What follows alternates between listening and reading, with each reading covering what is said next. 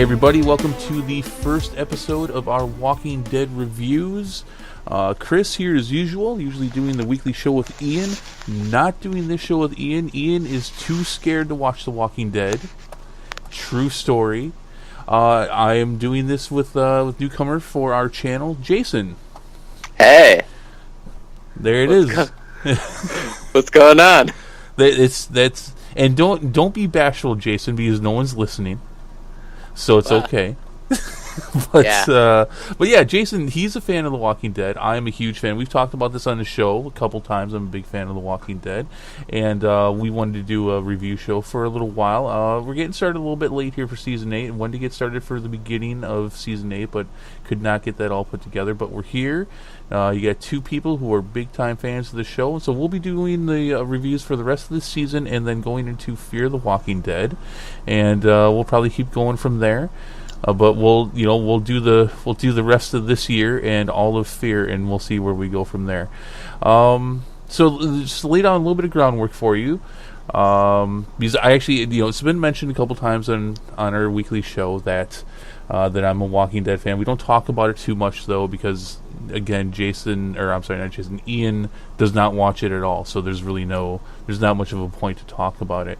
I'm a huge fan. I'm a big fan of the comics, so I'm one of those fans. I'm one of those people that watches from the perspective of having read and have been ahead of where the show is for years now. Jason, on the other hand, just a big fan of the show. Yep. Yeah, I'm what you would call a normal human being. That probably so. But I would definitely say, mocking me aside, I would definitely say that you are more of the average TV show viewer. Because the amount of the ratings, even though they've gone down over the last couple of years, there's still millions and millions of people that watch this show, and most of them have not read the comics. No, I was totally new to the Walking Dead universe. I actually picked it up when AMC was running it season 1. I watched the first season as it came out at my parents' house on cable, way back when. Glorious stuff then. Yeah, going all the way back to 2010, Halloween night.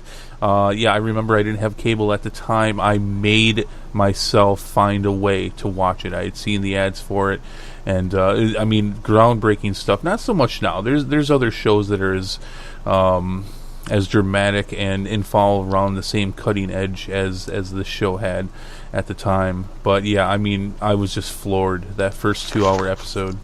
Yeah, I remember I was a sophomore in high school, and it was like, because I never did any homework, so obviously I had nothing to do that night except wait and hand out candy. But I got totally engrossed in that, just watched the whole thing through. Were you interrupted that night by kids coming asking for candy? I was indeed, so I put it on pause and run to the door and just throw fistfuls of candy at children. That's in a situation like that is when I would have put the bowl outside with a note that says, "Please take 2." Oh, but alright, have you ever been trick-or-treating and seen one of those bowls last more than 2 people walking by? I've never seen them, because I'm sure that everyone, the first 5 people took all the candy, and then... that's probably why I never saw one. Yeah, when I was a kid, anytime we found one, us and my group of friends, we'd just split all the candy in the bowl. There would be none after we left. You were that kid, huh? Did you at least try to stop them? Oh, hell no. No, you probably joined. You're like, hey, save some of those Snickers for me, motherfucker. Absolutely. I want the Kit Kats. No, I would have been too nice. I would have been that person. I would have policed my friends. Like, just take 2. Put it back. That's 3. That would have been me. I was part of the group of kids that used to TP the dentist's house because he would hand out toothbrushes and toothpaste at Halloween. And we would TP his house every year, and he still never learned. Oh no, because he probably thought that was the price to pay to for you to keep your teeth. Maybe so. All right. Okay. So. I think as we go through here, as we do these reviews, we'll talk a little bit more over the weeks on who our favorite characters are and some of our favorite moments. The opportunities to lay down that context will arise. I think right now, though, and for tonight, the best thing that we can do is just say where we're coming from as far as general backgrounds, as far as fans of the show and fans of The Walking Dead in general. So yeah, I think we can just get into this one. We are going to talk a little bit about Season 8, though, the first half, since we did miss that. So All Out War began, and I remember when and we were talking about this a little bit before the show, I would lay little hints because we would watch this with a group of people, and I would give you guys little hints that there's no fucking way you could figure it out at the time, but you guys knew I knew what was going on. And so I'd tell you like crazy things like wait until you see the zombie eating pet tiger, or wait until you meet Lucille. And you guys had no clue, but I had a lot of fun with that. But I still remember how excited you were when you saw that terminus on the screen for the first time. You just saw the word terminus, and Chris started freaking out. He's like, "Oh my god, it's terminus!" Well, it's funny about that because terminus isn't in the comics, but from what they were leading up to, I knew some things were going to happen with cannibals, and I knew that was because that was just kind of where they were at that point in the comics, and some of the things they were going to do with that. And it was really interesting because, and I'll talk about this in context of comics, I'll try not to spoil things, although this is going to be a spoiler show for the latest episode, and it's going to be regularly. I'll talk about things from the past like that. At that point in the comics, Dale is actually still alive. He lost a leg when Herschel lost a leg. Right around that time, but instead of what was his name? The character, I forget the character's name now. Who was new to the show and actually had never been in the comic. The guy who gets caught by the Terminus people and they eat his leg. In the comics, they do that to Dale and they eat his other leg. Oh man! So he has no legs. Dale got his ass kicked in the comics on a regular basis. It was really hard to watch sometimes, but it's like, oh my god, he's lost both his freaking legs now. It was kind of crazy like that. So I was expecting, like, who's going to lose her leg? Where are we going to see these cannibals? That was fun stuff. Yeah, that came out of nowhere for me. I was like, what do you mean cannibals? Yep. Yeah, and it wasn't the group I thought it was going to be either. Initially, I thought it was going to be the group that Daryl was hanging out with, because that's kind of what the cannibals were like from the comic, but then they had the whole Terminus thing going on. Anyway, so Season 8, All Out War. Now, and the reason I bring all that up is because I had been waiting for this, because everything that we had seen, basically from Season 5 up till the end of Season 7 led up to All Out War. And so I was psyched. I was so excited. And I gotta be honest with you, the first half of Season 8, I loved it. The first 4 episodes were fantastic. And then it dropped off. And a lot of that had to do with the fact that they've had to shoehorn in this whole thing with Carl, which we'll talk more about Carl in a moment. But overall, that's the feeling I have for Season 8. Was the first half was fantastic. The second half just had a lot of disjointed garbage in it. I honestly, the second half of Season 8 has been some of the most disappointing episodes of the show that I have seen. And, I mean, that's getting past the long and drawn-out midsection of Season 5. See, because I thought some of it did feel like a little weird for the pacing, but I thought it was trying to set up that second plot line, because Carl's sort of been carrying this torch through Season 8 of trying to, end this war and, kind of bring these two groups back together, more or less.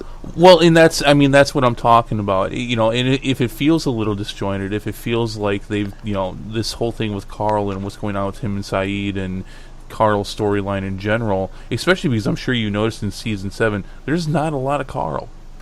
No. And, yeah. No, sorry, go ahead. I was kind of excited to see if they were going to do, like, the great... I expected Carl to be the clincher, because he's had a pretty deep relationship with Negan over the past 2, So I figured if anything was going to happen, Carl would be able to get like Negan and Rick to talk it out. Well, and it's kind of funny you say that, because actually a couple things to note about that is that the episode where Carl gets into the sanctuary and has that episode with Negan, that is, most of that is word for word from the comic. I love it when they do stuff like that. I'm glad they don't always do it, but it's always cool when they do it, because then you're really watching the comic come to life. But it's kind of funny because you say that, because I mean, right there you have something which is actually leading somewhere. That whole interaction between the two of them, the relationship that Negan and Carl built, which is now pretty much done. It's kind of disappointing, but yeah, I mean, well, okay, so let's talk about that. Well, no, before we switch to that, your overall feelings of the first half of season 8. Oh, I loved it. You know, like, to be honest, I expected the body count to be a little higher for an all-out war. There was a lot of bullets shot and a lot of not people killed from bullets. Yeah, I was like, man, nobody can shoot. They're all freaking stormtroopers. Even Rick, who's supposed to be a cop, he's like blasting away, can't hit anybody. Yeah, it's a little disappointing. And still, not that the visual effects for zombies and for blood and gore on that show is obviously the best that there is.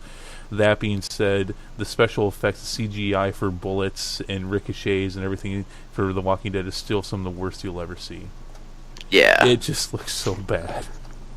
And I was kind of hoping Negan was going to bring back the tank.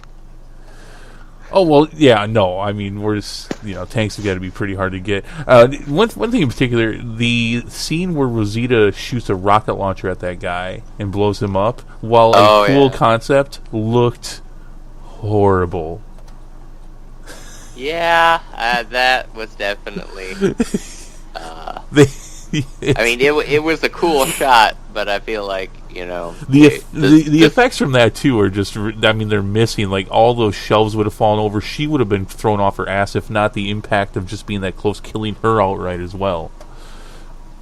I mean, yeah, but you also have to give it some creative leeway. True, but that being said, the effects on that were just bad. It could have looked a lot better. The money went somewhere else in the props department. Yeah, they went somewhere, that's for sure. Okay, so you loved it. I'm a mixed bag on it. I loved the first 4 episodes, the actual all-out war stuff, a lot of the conflicts that they brought in. I think that the payoff to the whole thing that Daryl and Tara did, I thought that didn't play out too well. But now let's talk about this whole thing with Carl. Okay. So No, go ahead. I was kind of disappointed that they cut off Carl's storyline here, because I was really hoping to see him become integral to this war effort. I got it into my head that he was going to have a big role to play in this whole thing, and he ends up going and getting himself killed, and it just kind of left a hollow feeling, Well, and some people are saying that they think there's a grand conspiracy that only Rick and Carl know that Carl's not really dead, and only he's going to be hiding out and he's going to play some key role at the end. That's BS. Carl's dead. Yeah, Carl's dead. And if you're listening to this, I already told you spoilers. If you were under a rock and didn't know what was happening with Carl, he got bit, which was stupid, and he's dead. And it's dumb and it's unnecessary. There's a lot of feels about this. Obviously, I'm telling you how I feel about it. Now, you had told me before the show that I asked you who your favorite character was, and Carl was your favorite character up until this point, obviously. Yeah, he was one of my favorites, if not my favorite. Watching the character develop was one of the most interesting things. Because between all the stuff with Shane, you remember Shane, right? Of course I remember Shane. Yeah, just watching that secret of the fact that Rick right out murdered Shane. Like that was an interesting changing point for him when he lost the eye. Mm-hmm. Watching this bright-eyed starry kid. I loved watching that moment when he got shot in the eye with you guys too, because I knew it was coming. I'm waiting for it to come, and we're all watching there, and especially Grayson, when she saw it, she's like, "Oh my god!" It was like, and I'm just like, yes. Because part of me was like, are they going to really take out the eye? Or are they going to shoot him in the shoulder? No, they did the full thing. They shot him in the damn eye. It was perfect. Yep. And that's part of the growth of Carl too. Is that, I mean, the damage and what it does to the person living in this world, surviving this world, and that even a character like Carl, you're not getting out unscathed. And of course, one of the biggest things that's missed for Rick in the show is that he's not supposed to have his right hand. In the comic, it got cut off years ago, dealing with the governor, and I'm glad they didn't, because Kirkman has said over the years too that if there's one thing you could take back from the comics, it was cutting off Rick's hand, but it's symbolic of this world and what it does to you. Yeah. So here's the thing, I don't know all the details on this, but from what I've been able to decipher, as far as all the stories that go on about this, Chandler Riggs and his family have been trying to separate themselves a bit from the show for a while now. He's 18 now. He's been on the show since he was 10, and he wants to do college. He wants to do other stuff. But he has obviously stayed with the show, and something that is fact is that during and around the time of the shooting for season 8, he actually even bought a house near the recording area, near the studio areas and location areas of the show. So he's fairly committed to continuing, despite the fact that he wants to do other things. And I'm not now at that point. That's all fact. We know all that. As to what happened from that point, sometime during the production of season 8, the decision was made to kill Carl. This was not part of the original plan, which is why, in fact, when you look at the first half of the season, you'll notice that most of Carl's scenes are with Sadiq, or Saeed. Is it Sadiq or Saeed? I think it's Saeed. Saeed, sorry, with Saeed, and he's hardly in the season, and most of his seasons is apart from everyone else. And most of the scenes that are not, in fact, I think all the scenes that are not up until the very end of the mid-season there, have nothing to do with the fact that he's been bit. Yeah, and that's what I mean when I said, like, the build-up and his death sort of felt like the rug got pulled out from underneath him. Well, and even the scene where he's supposed to get bitten, you don't actually see it. I mean, you see the actions of it. You see him fall down. You see the zombie kind of move his head in that general direction, but you don't even actually see it, and you don't really see him react like he had just gotten shot. That was in episode 5 of the season. It's really weird, and it's a big mess, and it's really disappointing.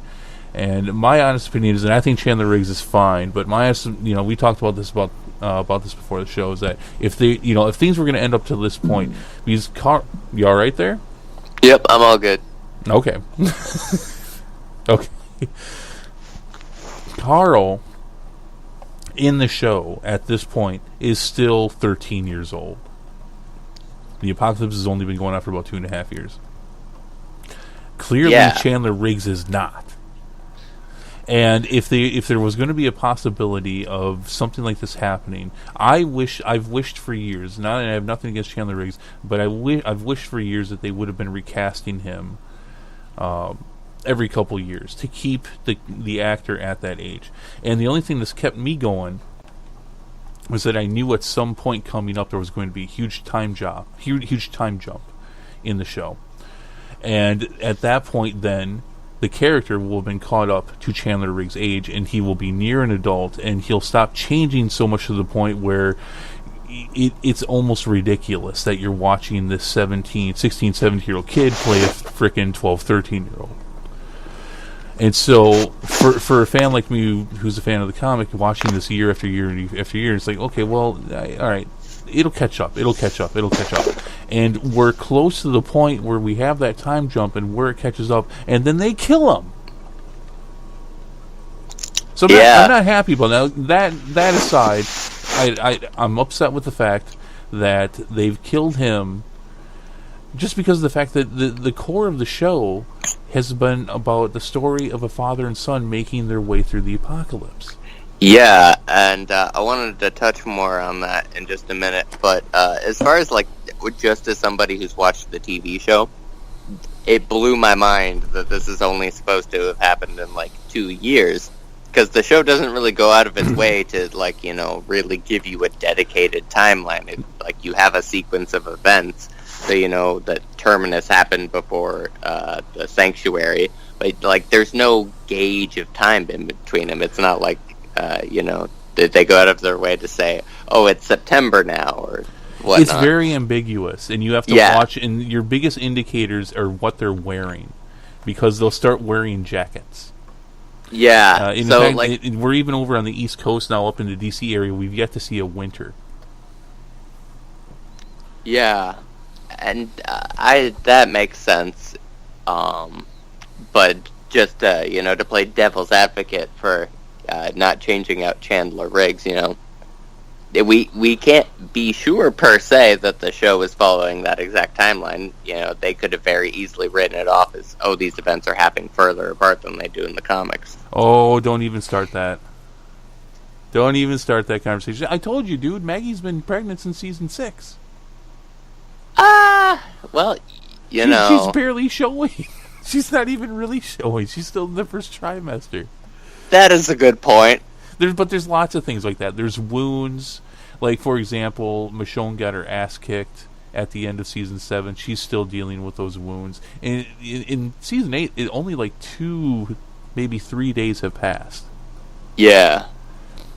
But you're not wrong in saying that it's very ambiguous. They don't point it out. And I hate the fact that we haven't seen a winter in the show yet, because I want to see the effects of a winter in the zombie apocalypse. I think that's something that they really need to touch on. They did early on in the comic. It was interesting. They haven't really done too much with it since. I get it. But, they've been very ambiguous about it. But it's only been about 2.5 years. There are actually people in places where you can find the actual day count, which is ridiculous. Everybody, they know, and they catch it from little tidbits from interviews and such, and from what people have said, how many days Rick was actually out in the coma, how long it was from season, how long season 1 was, how long season 2 was, and all this space in between. Yeah, it's been about 2.5 years. I maybe 3 at this point. So yeah, I'll give you that. But I mean, at the same time, I get it, because he's been played by Chandler since the beginning, and so I understand. But still, it's really annoying. Overall, though, I think it's a bad move. They should have found a way to fix this with Chandler, or they should have recast him, or something. I mean, it's, not to get onto a whole other genre and franchise, but it's kind of like the thing with Star Wars, with Carrie Fisher's unfortunate passing, and so now they have to rewrite a lot of stuff for Episode 9. It's like, well, you don't really, and you shouldn't make a CG character ever. You could recast her. I'm not even going to touch that with a 10-foot pole. Hey, I've been a fan since the 70s, but at least you could recast her enough to where if you have to give her a death or something at the beginning of the movie, you could do so. I mean, maybe, but she's so iconic. Finding somebody who looks enough like her to play that part's going to be hard. I don't know. I guess I feel I understand people's passion towards certain actors and actresses. I understand that definitely, but I mean, at the same time, as a hardcore Star Wars fan, I would rather the quality of the story they wanted to tell not to be compromised because of it. And I feel the same way in this case with the show. Hence the comparison is that you have a story that you're telling here, and it is more important than the actors. Like, if they had to recast Daryl, recast Daryl. If they'd have to recast Rick, recast Rick. They have to do it right, and I'm not even saying that's easy, and I'm not even saying that's possible. But with a character like Carl, I think they could have recast him. Maybe. I mean, it's sort of a moot point now that he's gone. He's very much dead. Carl is dead. So I think with that, go ahead. Where does that leave Rick now? Because, like you said, this whole thing, the reason Rick initially set out from that hospital in the first place was to find his family, and now he has no living family left. So it'll be interesting to see how this affects his motivation, because his whole motivation for the entire television series has been focused on his family. Right. And now that that's gone, where does that leave him? Well, and I think I was just going to segue into this episode, Honor, and so we'll talk about that. So let me start by saying he still has his daughter. I suppose that's true. If that's his daughter. If that is his daughter. We'd still never know, so I think we can assume that it's, like he said in season 2, even if it's not his, it's his. Yeah. I actually totally forgot about her for just a second there. Very easy, too. She's not had a single line in the show. Well, she's a tiny child, so that's sort of to be expected. She is, and if we were following by the TV show years and by looking at Chandler Riggs, she'd probably be about 5 now. But she's not even a year. I think she's right around a year. Right around a year at this point. It's hard for me to tell at the same time. There is no context for that in the comic. Judith in the comic has been dead for a very long time. Oh, yeah. Didn't she get, eaten as a baby? I seem to remember you saying something like that. She probably did get eaten after she was shot. Oh, yeah. Her and Lori got shot at the prison during the prison fight with that's the governor. Right, because you and I were watching that together, and you were like, "Wait for it, wait for it." Yep. At the prison attack, I'm like, yeah, I thought Judith was going to get it. They're going to find some way where she's going to end up getting killed, and they played it off like that too. They didn't show you anything, but they showed that baby carrier with all the blood in it. Yeah. So I actually thought she was dead at that point, and then we see her in season, at the beginning of season 5. Yeah, I think with Tyrese. So there is still Judith, and he is, he's in a relationship with Michonne. But I think the motivation, they played a bit of this in the show last night. I think the motivation is what he said to Carl 10,000 times, that he's going to make his dream a reality. He's going to make it happen for him. You remember him saying that 10 times? Yeah. No, I do remember that. So I think that's supposed to be it, even though it's you got another kid, but not to mention you get all, you have all the townsfolk. But I could definitely understand the question of his motivation, but I think that's what they're doing now, and I think that's going to be a lot of the conflict going forward. Is from this, can Rick fight his demons to continue to follow this much more peaceful and harmonious vision that Carl has for the world and for Alexandria and everybody in their area, or is Rick going to continue to let his anger get the best of him? Yeah, well, and like you said, like he told Carl 1,000 times, he's going to make this happen. And I think that with Carl's death, we're going to see, at least for Rick's character, it's going to take a much darker turn.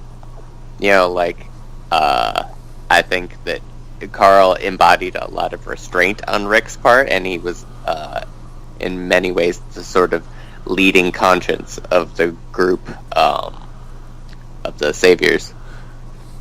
So the Saviors? You mean the Alexandrians? Yeah. The Saviors that's Negan's group. Oh. Okay, get your names right.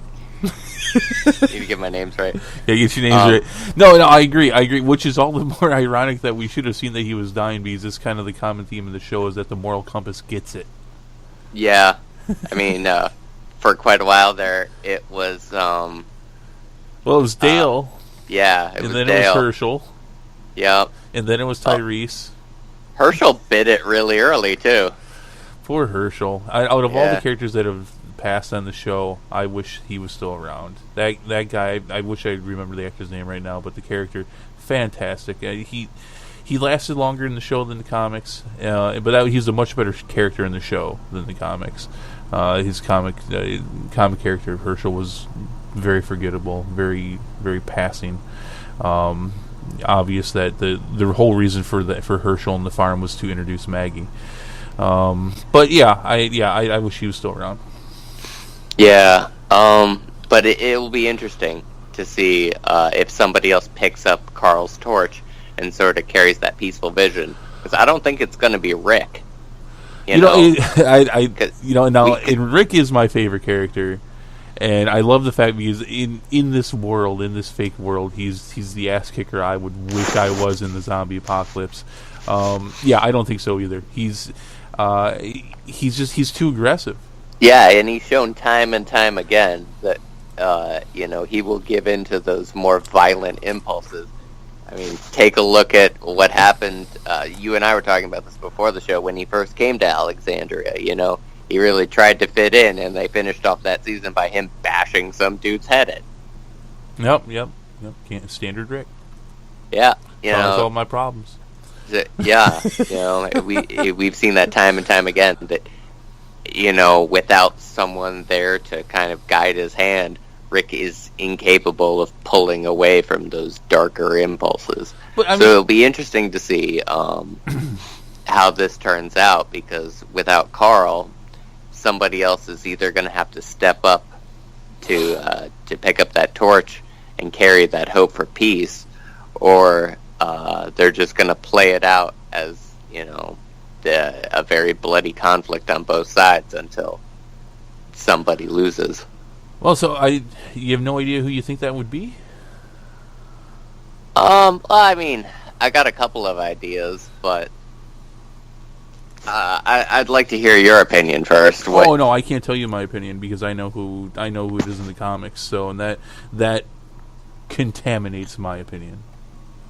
See, I'm thinking it's probably gonna end up being Maggie for some reason. All right. Yeah, Maggie's, she's definitely got a lot on her plate now. She's gonna have, she's got that baby coming. Probably sometime before season 20, she'll have to end up having that baby.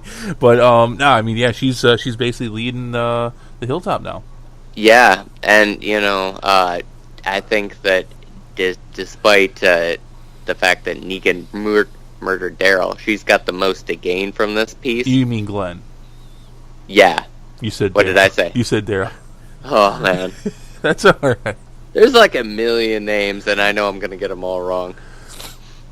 But yeah, we'll have fun with it. Maybe people can start taking shots with it. Yeah. I'm going to get somebody killed from alcohol poisoning in that case. No. That was just a suggestion. We don't condone drinking games. I condone drinking games. No, you don't. No, I don't. We will not take the liability of that. Okay, anyways, continue your point. All right.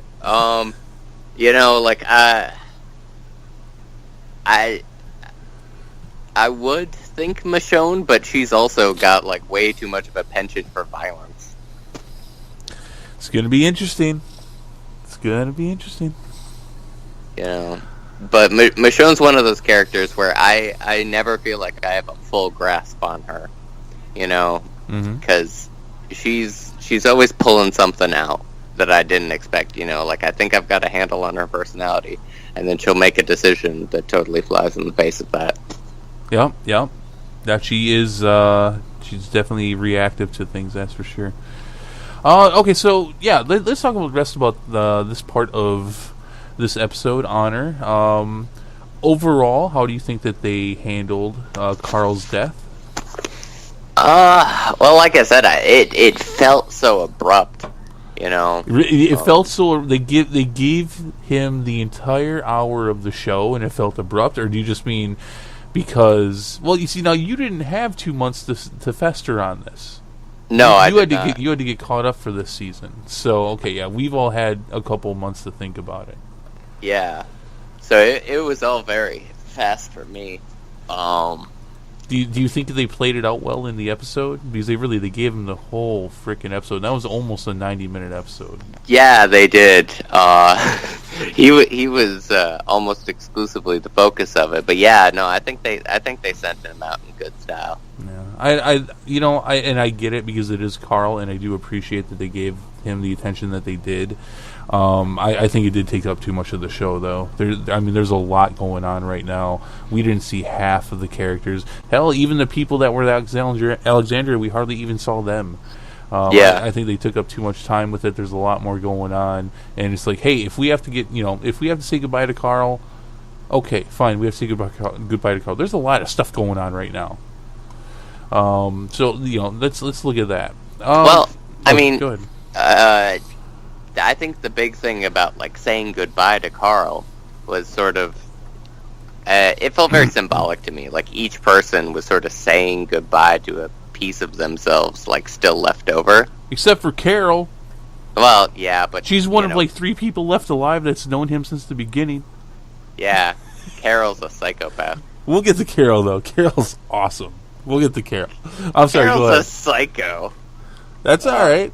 You know, like, and that actually fits into what I was saying. You know, like because Carol, I think, lost a lot of what makes a person human when she lost her daughter. You know. Well, we'll get to Carol and Morgan and their craziness in a moment. Yeah, but I think overall it took way too long, but they did gave him a good send off. I think, but it did drag for me. I wanted it to be a strong emotional moment, and it was an emotional moment for me. But it could have. I wish they would have. I think it missed the mark a little bit. I think that was mainly because they just took most of the episode with it. Yeah. No, I totally get where you're coming from. And they definitely, I think, pulled it out a little bit longer because you know it's Carl. Yeah, it's Carl. But it did feel to me like there was a lot of symbolism there. Like people were saying goodbye to this little piece of the old world that they still had with them. Mm-hmm. Mm-hmm. What do you think about him taking his own life like that? That was kind of shocking to me that he's like, hey guys, I got this. Yeah, no, that took me by surprise. Although I don't think it was out of character for him. No, and in fact, as soon as he did it, I was like, okay, that's shocking, but that does make sense. Yeah, no, I fully expected, Rick to go ahead and pull an old Yeller. Which is kind of funny because he didn't have to kill Lori either, but ironically, Carl was the one that had to do it. Yeah, it's like Carl has saved his father from having to do these horrible things, which is probably one of the most horrible things to do. Which is kind of funny because Rick, besides Michonne, has killed the most people.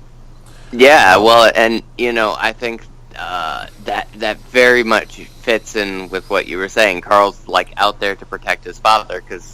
He very easily sees what I was telling you earlier, that Rick again and again has fallen to these violent impulses. And, any sort of, I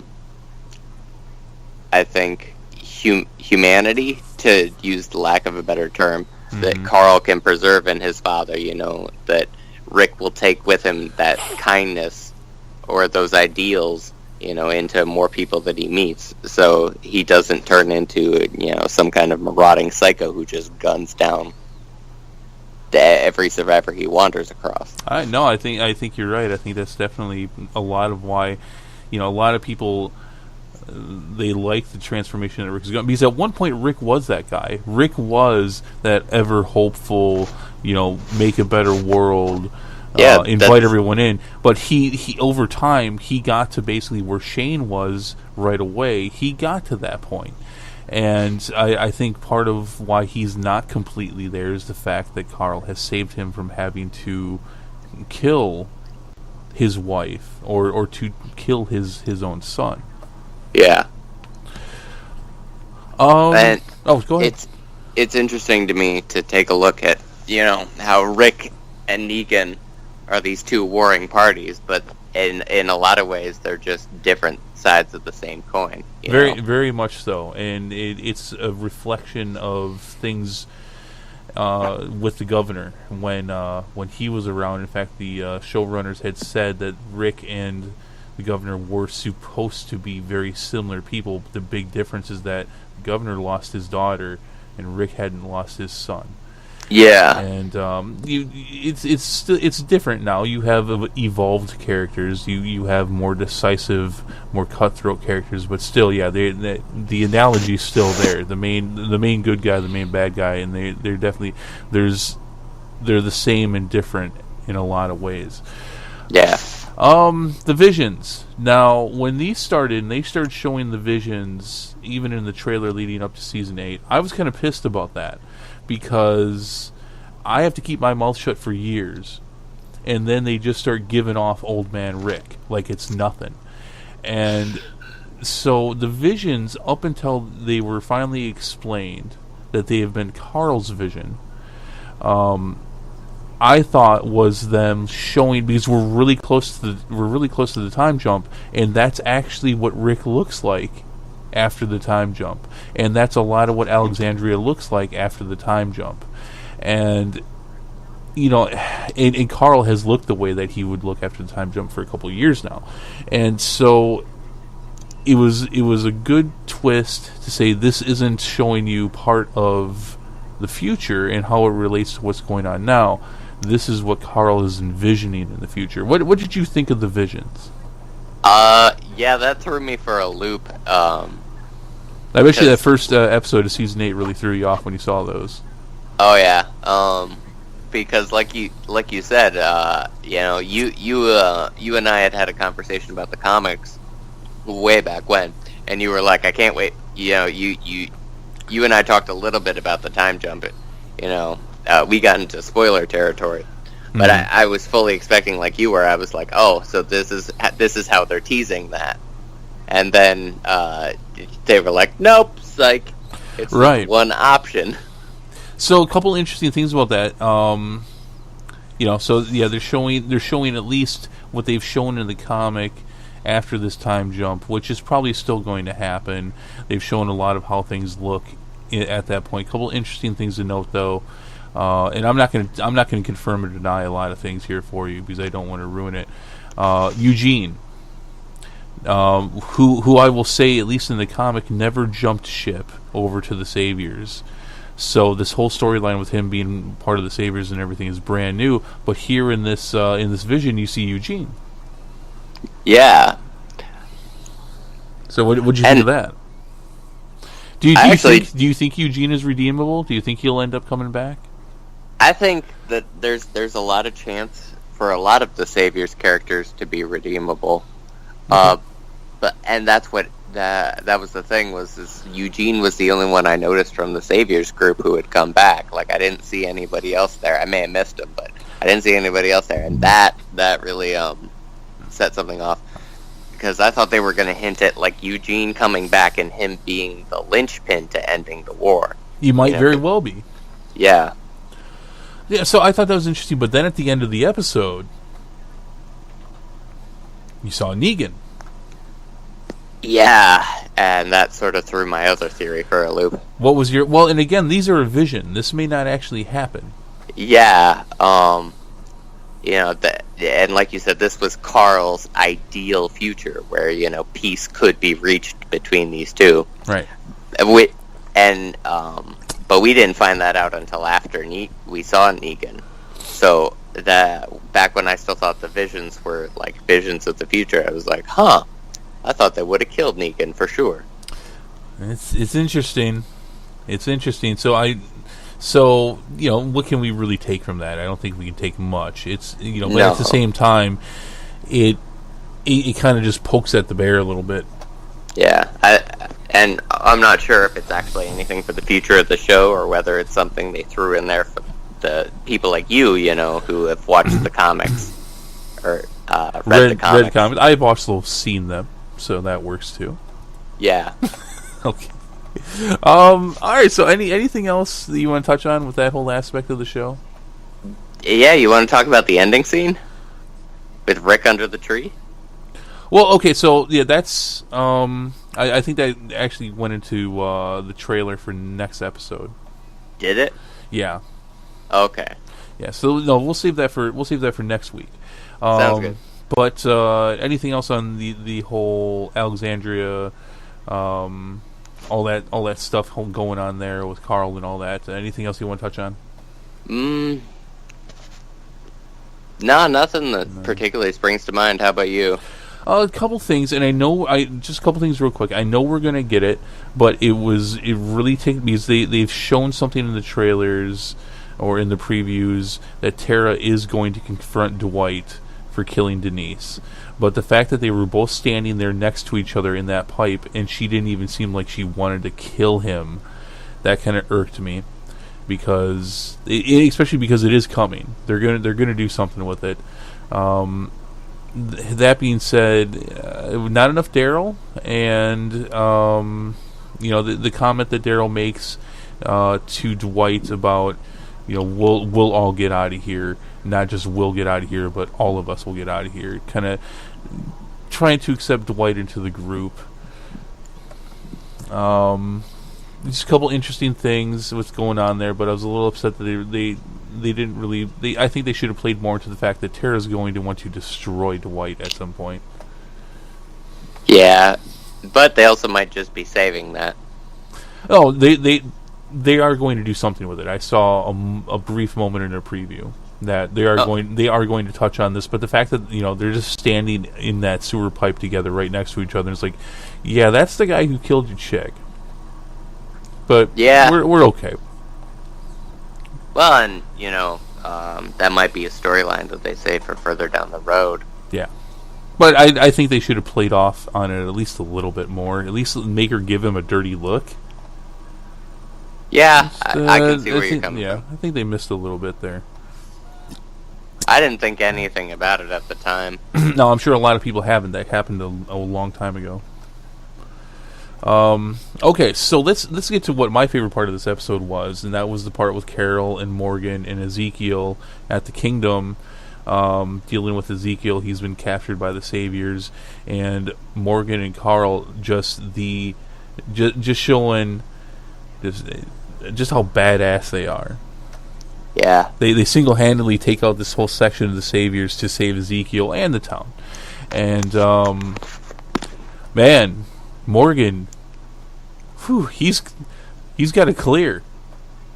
Yeah. That's every time he's just mercilessly killing people, I'm like, that motherfucker's clearing. Yup. No, that scene was shot amazingly. Like, all I could think was how meticulous they must have choreographed that whole fight. Well, go ahead. They had everything down so smooth. Like, not to say anything for the fight itself, which was awesome. Now, are you talking about that last fight in the theater? Yeah. Okay, yeah, which was nuts. I mean, I can't get a good grip on what's going on. I'll just pull out his guts. Yup. My God. Yeah, and that was like, I think that was the screwdriver to the eye moment of this season. Oh my God! But I love it leading up to that point when Morgan and Carol, because you're talking about Carol being crazy, and Morgan and Carol just taking out Saviors on the way, and like every once in a while she's like, Morgan, you don't have to kill him, and then just some of the looks she gives him as he just walks up, pokes him with the stick, kills him, walks up to the next guy, pokes him, and he's just being merciless. And like Carol, who you said has done some crazy shit and has been through a lot of stuff, is even looking at him like, damn, dude, take it down a notch. Yeah, Morgan's one of those characters who, feels like he would fit better on the Savior side. Well, no, I mean, that's kind of the whole thing. Morgan fought this. He fought this and fought this and fought this. He's an all-in or all-out kind of guy. That's his personality. And everyone's like, Morgan, sometimes you got to kill. Morgan, sometimes you got to do this. Sometimes you got to do that. It's like, no, I can't. I got to meditate. I don't clear anymore. It's not what I do. But he's to that point. Yeah. And he's not full gone crazy like he was. But Morgan's got it clear. And yep. I mean, and when he talks about this stuff, and he talk like that fight he had with Jesus, and he's talking about like, no, they have to die. And I'm going to kill as many of them as I have to, as many as get in my way. And it's just like, it's just funny to see this contradiction at this point, and to see this because everyone's like, oh, sometimes Morgan, you got to do what you got to do, and he's just like, I don't think you understand. Exactly what you're asking me to do. And here he is, and he's just he's more of a controlled animal, but he's as vicious as he was in season 3. He does not care. He does what he has to do, and he feels like he's just got to keep killing them and killing them and killing. And it's horrible to see Morgan doing this, but it is some of the best TV that's going on right now. Yeah, Morgan's definitely been one of the more interesting characters, especially considering like like you said, he's either all in or all out. That's you know. I mean, So he doesn't. I don't think he does have a choice in it, and I do wonder how does he get past this? Because the one thing that we do know for sure is that Morgan makes it through this war. Morgan's going over to Fear the Walking Dead. He makes it past this. The showrunners have already said after this season, after this war is done, Morgan moves on to the other show. So. I mean, but how does he do this? How does this all happen? It's very interesting. I love this. Morgan's he's probably one of the best parts of the show right now. But yeah, this conflict, and I mean, and you can tell he hates it. That's the other thing. Is you can tell he's conflicted. But hey, if this is what I have to do, and we're to the point where I have to do it, then I'm fucking doing it. Yeah, well, and it'll be interesting to see how they advance this character in the Fear of the Walking Dead. Because, every time we see Morgan being forced to kill, it feels like, I don't know about you, but it feels like, they're putting more and more pressure, like he's coming closer and closer to crossing a line that he can't walk back from. Yeah, well, that he could snap, and he could be full-on Season 3 Morgan, I've got to clear, everyone's got to die. Yeah. I know. That's. I remember watching this a couple seasons ago when they're like, Morgan's every once in a while, sometimes you got to kill somebody, and I'm just watching like, you have no idea what you're asking of this man.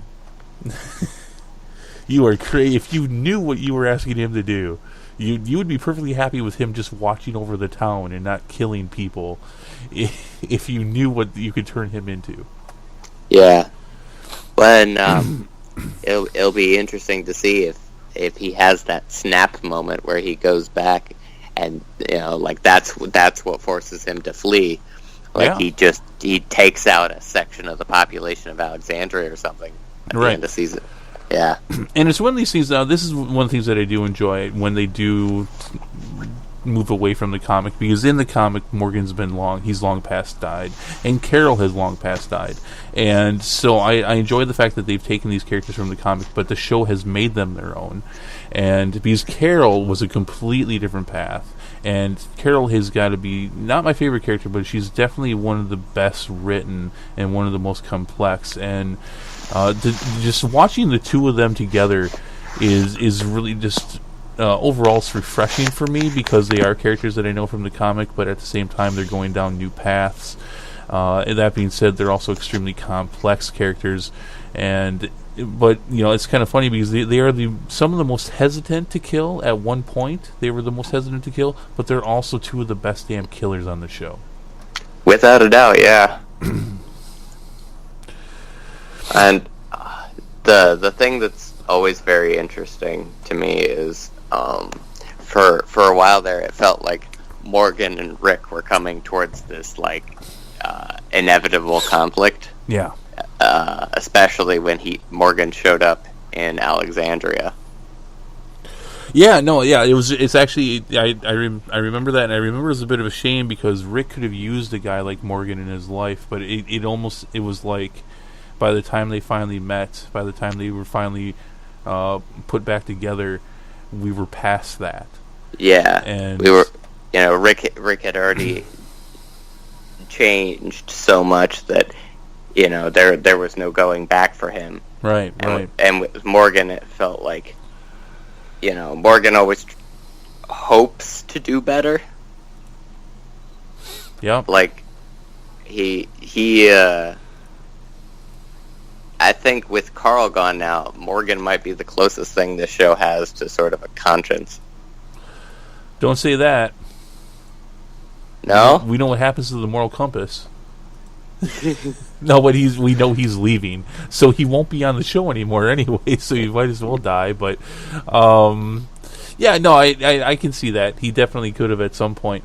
But yeah, I thought this whole scenario with them, this was the best part of the show. This is the show going back to its roots a little bit more and giving us more of the action and storytelling that we're used to. The interaction between, and I can't remember the Savior's name, the leader of that group of the Saviors, between him and Ezekiel, I thought was great. The whole thing about making decisions. I liked the underlying tone that has been between Ezekiel and in that general of the Saviors, almost being a reflection of a slave and a slave owner. and how he's like, hey, the guy from the Savior's like, I'm good to you, I'm nice to you, thinking that he's that good owner, when at the whole time it's like, dude, you're still stealing my shit. You're still taking from, it's like I'm him thinking he's better than the other generals of the Saviors who are taking things from towns and such and taking all their stuff. It's like, I'm nicer, so I'm better. And finally it gets turned around, and Ezekiel says, he realizes, I haven't been saving my people, I've been saving you, and I'm done doing it. And just empowering himself at that point, and just flipping the script on him. And the fact that, again, that general from Saviors, who I wish I could remember his name because I knew I was going to say it a bunch of times, never quite understood the perspective of, you're actually kind of horrible. You may do it with a smile, but you've been pretty horrible this whole time. Yeah, it was definitely one of the moments where you wanted to cheer for him. Ezekiel. Oh, I love cheering for Ezekiel. He's great. Oh, yeah. Yeah, and that's the thing that makes, I think, this war so difficult, is there are, the Saviors, while they're definitely the bad guys, there are characters over there that you have learned to empathize for, Mm-hmm. Yeah, overall, you look at, from the beginning of Season 8, and you see all of them together at the Sanctuary in that room having that meeting. You look at them, it's like, well, this guy at least treats people decent. He still takes their shit, and he still doesn't do anything when his members kill people, but, he at least tries to, like you said, be compassionate and compromise to an extent. He still has his job to do. And part of what Ezekiel is saying is that, you can still make different decisions. You don't have to do these horrible things because you feel that you have to stay, because you're part of this, you're part of the Saviors, and you're part of this group, and you do these things, and you do them with a frown because you act like you don't really want to do them, but you still do them. And he gives him some time to say, you can turn this around, you can stop this attack, you can basically renounce the Saviors, but he won't go that far. No, and actually that's what I meant when I said that Morgan feels like he's more a member of the Saviors, because Morgan's entire attitude towards killing is exactly that, He doesn't... I think that's more ingrained in his PTSD. Maybe, but, he doesn't actively fight against it most of the time. Oh, no, not anymore, no. No. You can see it maybe a little bit, but he just, he's such a broken man. Yeah. That, no, he doesn't really fight it. He's got it clear. I mean, that's amazing. I mean, people rag on the show, and there's some rightful reasons for that. But, I mean, at the same time, when literally when I'm watching Morgan do this, I'm actually thinking that in my head. I'm hearing it in my head. He's clearing. He's got it clear. He's got it clear. Were you in the same boat when you're watching him kill? I was more taken away by it, it felt like we were watching somebody else have an out-of-body experience. It was very shocking, but I mean, yeah, that's where he was though. He's not quite full on crazy, but yeah, I mean, he's a broken man, and he's without a doubt. That is, and we're watching that, and that's the best he can give you in this scenario. That is the most humane he can give you right now. So we're running really long here, but I think we're almost at the end. But yeah, I thought this was great, and hey, after what's happened here, and the war turned on our groups. The groups have the hilltop back, they've got the kingdom back, and the Saviors are done blowing the shit out of Alexandria. So we're kind of at an interesting point here in our war. Anything else in particular that you want to note about the other story that was going on in the show with Carol and Morgan and Ezekiel? You pretty much touched on everything that I noted about that whole exchange. It's good, and we saw a little bit of this going into this part of the season. It's good to see Ezekiel get out of his funk. I can certainly understand. I mean, he's definitely had the most losses so far. He pretty much lost every single warrior except for Jerry. And but it's good to see him pick it back up. And the king's going to be the king, and I'm glad to see that. Yeah, that in itself was interesting. like you see a couple of very different approaches. Like, with Rick's group from Alexandria, like Alexandria started out as a democracy, more or less. They had their mayor who was running stuff, but like they still had elections and whatnot. And then Rick rolled into town with his group, and now Rick gives the orders. But they still feel like the most free-form group out there. Yeah, I definitely agree. Rick definitely will get people's opinions. The Ricktatorship was something that we saw, and the effects that it had on him, and the effects that it had as far as the group dynamic. So he's learned those lessons. We saw him learn those lessons. He will ask advice, but at the same time, I think Rick is a natural leader. People see the decisiveness, and and when they question it, they see the reasons for his decisiveness. Yeah. But yeah, he'll take him into the chapel, and he'll have a town meeting and talk about stuff. But yeah, and Ezekiel he understands that him and his crew, what's left of it at this point, not the most battle hardened. Definitely not as bad as most of the Alexandrians when our group got there. But yeah, no, he understands that the part to play in this is to control his team, but to and largely he can tell that there are bigger and better soldiers who know a lot more than he does. Especially Ezekiel, whose background is very tame. Yeah, but gets all the props in the world for having a fucking tiger. That's true. What did you think of the tiger? We haven't talked about that. What did you think? Did you think that was jumping the shark? And when I told you, to keep an eye out for the zombie-eating pet tiger, are you thinking, does he really mean they're going to bring a tiger into the show? Well, like, I knew the Walking Dead was based on a comic book, and comic books do have a rather noted penchant for bringing in some wild stuff. Dramatic. And yeah, and the idea of a tiger, not the craziest thing out there. Lots of people in the real world have pet tigers. Yeah, well, I think the story behind it is as realistic as you're going to get too.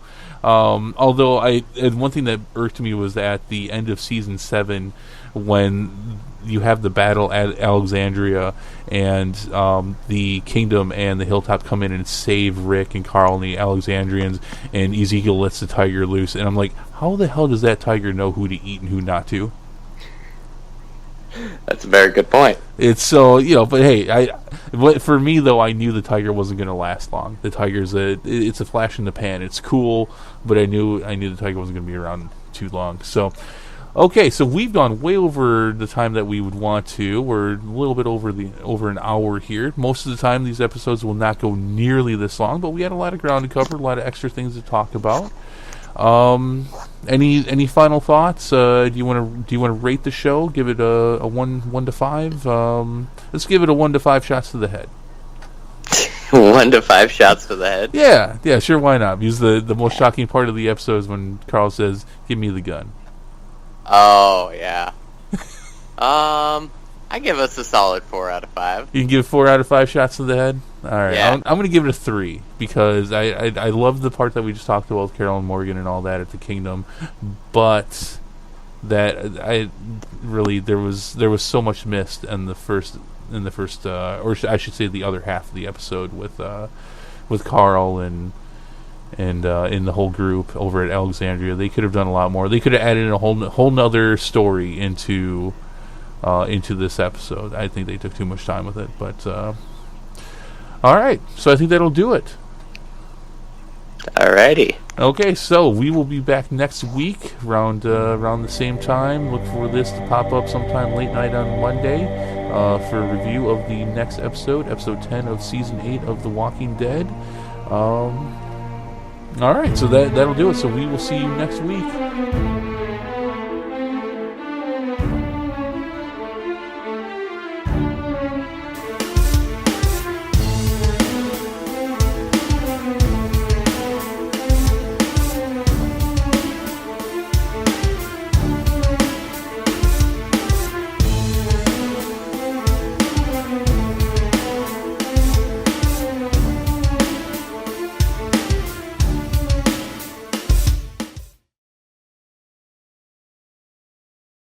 Hey people, thank you for tuning into this episode and taking a listen.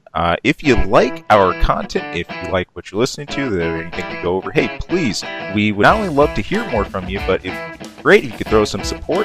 You can subscribe right below. Also, you can toss us a line anytime. That's ksongmedia@gmail.com. Of course, you can tune in for our channel anytime for movie reviews, game reviews, a lot of random wacky stuff. Yeah, who knows what you'll hear. And of course, our episode each week where we're bringing the nerdiest things we can find, dig up, and maybe not find. Maybe the stuff that just drops in our laps. But anyway, hey, thank you so much for tuning in. Thank you for listening. We hope to hear from you again later. Take care.